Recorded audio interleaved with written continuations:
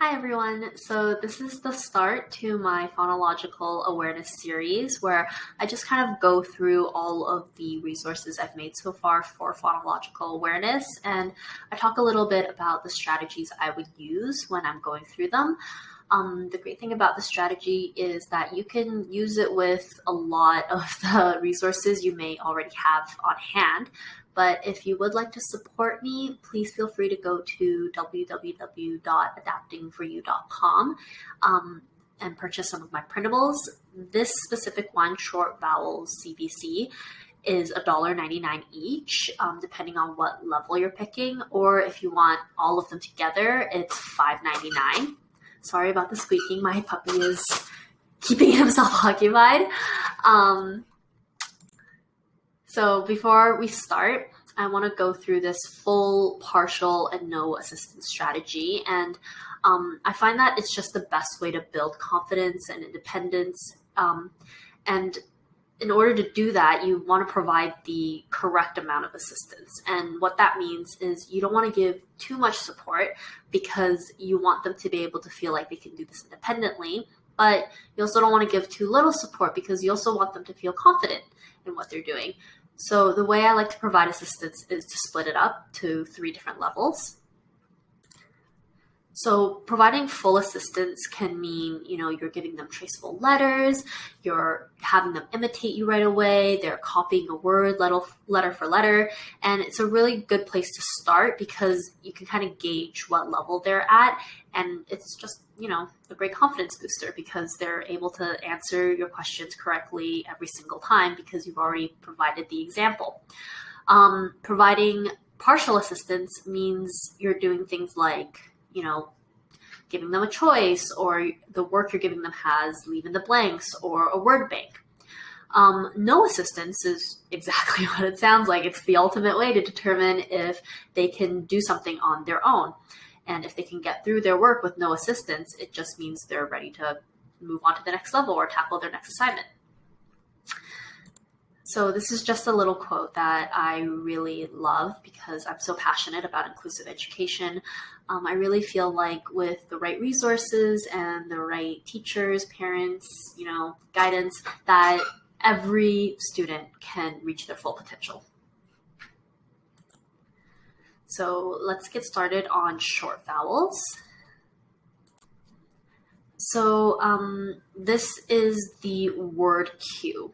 So all it has is the words, and you can say things like, these are the letters, C, A, and T. They sound like this, K, A, T.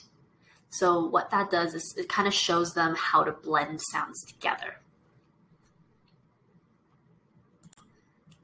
So this is the visual cue. It'll be the second card. What it does is it ties what they learned in the previous card to a real world, tangible object.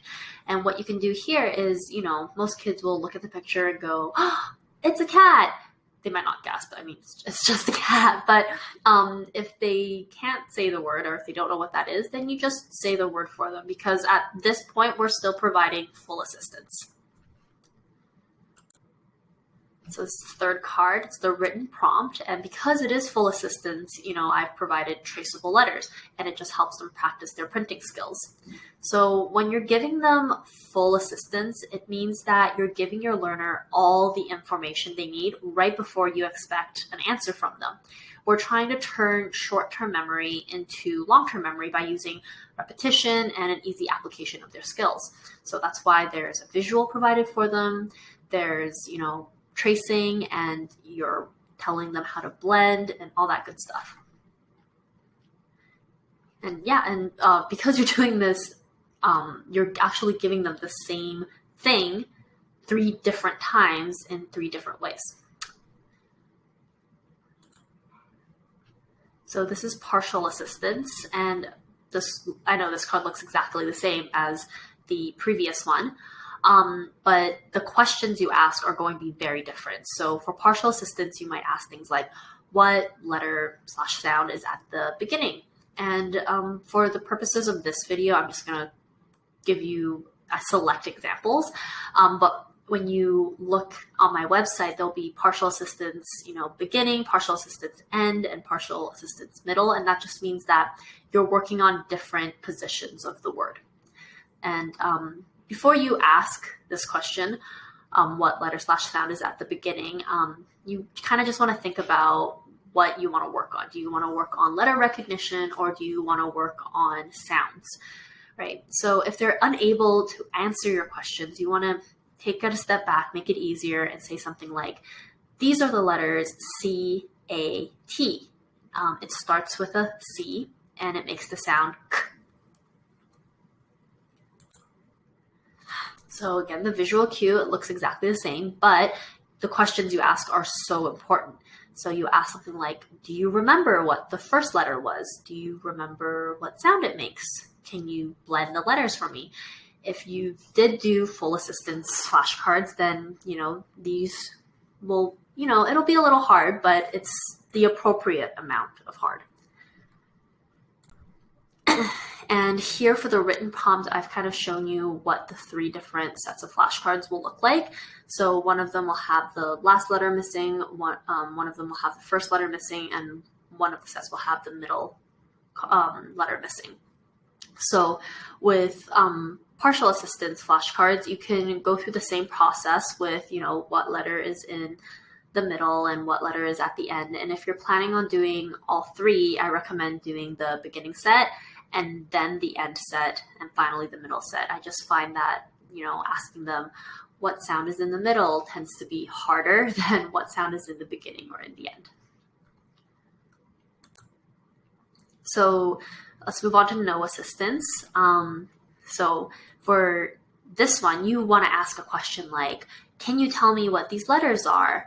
And if they can't, that's okay, right? You want them to feel confident. So you'll say like, oh, this is a C. It looks like, be very nonchalant about it. Like, this is a C, kind of looks like an O with a bite taken out of it. And this is an A. There's like a little tail, and there's a T, and it looks like a cross, And as for the visual cue, you'll say something like, who's in this picture? Hopefully at this point, they'll say cat very easily. And then you'll say, awesome, can you tell me all the sounds in the word cat? The first card you worked on letter recognition, and on this one you're working on sounds. You can do it like the other way around too. It's completely up to you. And here we have the written prompt. As you can see, it's just a dotted line. It just gives them a chance to see if they can print this without any help at all. But I do want to emphasize that there's a huge jump between providing partial assistance and no assistance, right? And it's so important that you remember you can always provide some kind of assistance if you feel that they're struggling.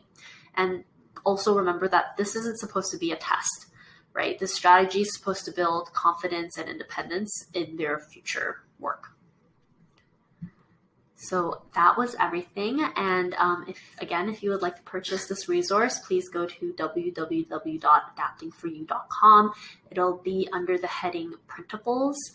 And if you guys enjoyed this and want me to make more, please comment below. And I'm also considering making a Google Slides where I go through every single flashcard, and it's something that you can leave your little learner with when you're busy. If that's something you think is a good idea, again, please comment below. Have a nice day, everyone.